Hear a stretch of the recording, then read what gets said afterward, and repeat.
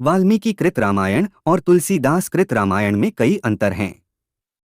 आइए जानते हैं क्या है ये अंतर। एक, काल का अंतर। महर्षि वाल्मीकि जी ने रामायण की रचना प्रभु श्री राम के जीवन काल में ही की थी। राम का काल 5114 ईसा पूर्व का माना जाता है, जबकि गोस्वामी तुलसीदास जी ने रामचरितमानस को मध्यकाल सन 1573 में रामचरितमानस का लेखन प्रारंभ किया और 1575 में पूर्ण किया था। एक शोध के अनुसार रामायण का लिखित रूप 600 ईसा पूर्व का माना जाता है। 2, भाषा में अंतर। महर्षि वाल्मीकि जी ने रामायण को संस्कृत भाषा में लिखा था, जबकि तुलसीदास जी ने रामचरितमानस को अवधी में लिखा था। 3, कथा के आधार में अंतर। महर्षि वाल्मीकि जी ने श्री राम के जीवन को अपनी आंखों से देखा था। उनकी कथा का आधार खुद राम का जीवन ही था, जबकि तुलसीदास जी ने रामायण सहित अन्य कई रामायणों को आधार बनाकर रामचरितमानस को लिखा था।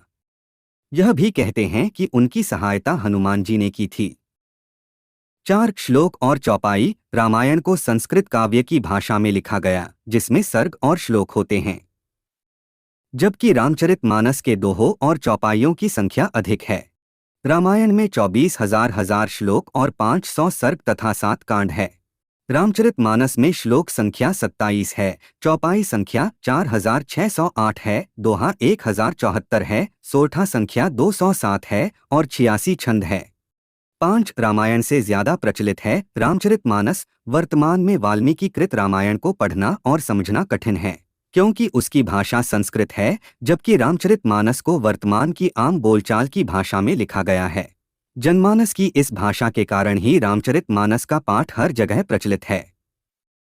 6, राम के चरित्र का अंतर। वाल्मीकि कृत रामायण में राम को एक साधारण लेकिन उत्तम पुरुष के रूप में चित्रित किया है, जबकि रामचरितमानस में पात्रों और घटनाओं का अलंकारिक चित्रण किया गया है। इस चरित्र चित्रण में तुलसीदास ने हिंदी भाषा के अनुप्रास अलंकार, श्रृंगार, शांत और वीररस का प्रयोग मिलेगा। इसमें तुलसीदास जी ने भगवान राम के हर रूप का चित्रण किया है। रामचरितमानस में राम ही नहीं, रामायण के हर पात्र को महत्व दिया गया है। सभी के चरित्र का खुलासा हुआ है। तुलसीदास जी ने राम के चरित्र को एक महानायक और महाशक्ति के रूप में चित्रित किया। 7, घटनाओं में अंतर। वाल्मीकि कृत रामायण और गोस्वामी तुलसीदास कृत रामचरितमानस में घटनाओं में कुछ अंतर मिलेगा। जैसे श्री राम और सीता जनकपुरी में बाद में एक दूसरे को देखते हैं, तब सीता जी शिवजी से प्रार्थना करती हैं कि श्री राम से ही उनका विवाह हो। यह प्रसंग तुलसीकृत रामचरितमानस में है, वाल्मीकि रामायण में नहीं। धनुष प्रसंग भी तुलसीकृत रामचरितमानस में भिन्न मिलेगा। अंगद के पैर का नहीं हिलना, हनुमान जी का सीना चीरकर राम सीता का चित्र दिखाना, अहिरावण का प्रसंग यह तुलसीकृत रामचरितमानस में ही मिलेगा। वाल्मीकि रामायण में इंद्र के द्वारा भेजे गए मातली राम को बताते हैं कि रावण का वध कैसे करना है, जबकि तुलसीकृत रामचरितमानस में यह प्रसंग नहीं मिलता। रावण के वध के लिए हृदय में उस समय वार करना जब रावण अति पीड़ा से सीताजी के बारे में विचार न कर रहा हो, यह विभीषण द्वारा बताया जाना भी तुलसीकृत रामचरितमानस में है, जबकि रामायण में नहीं। वाल्मीकि रामायण में रावण इत्यादि की तप साधना के बारे में विस्तार से वर्णन है, जबकि तुलसीकृत रामायण में नहीं। 8, रामायण और रामचरितमानस का अर्थ। रामायण का अर्थ है राम का मंदिर, राम का घर, राम का आलय या राम का मार्ग, जबकि रामचरितमानस का अर्थ राम के रचित्र का सरोवर, राम के मन का सरोवर। रामचरितमानस को राम दर्शन भी कहते हैं। मंदिर में जाने के जो नियम है वही सरोवर में स्नान के नियम है। मंदिर जाने से भी पाप धुल जाते हैं और पवित्र सरोवर में स्नान करने से भी।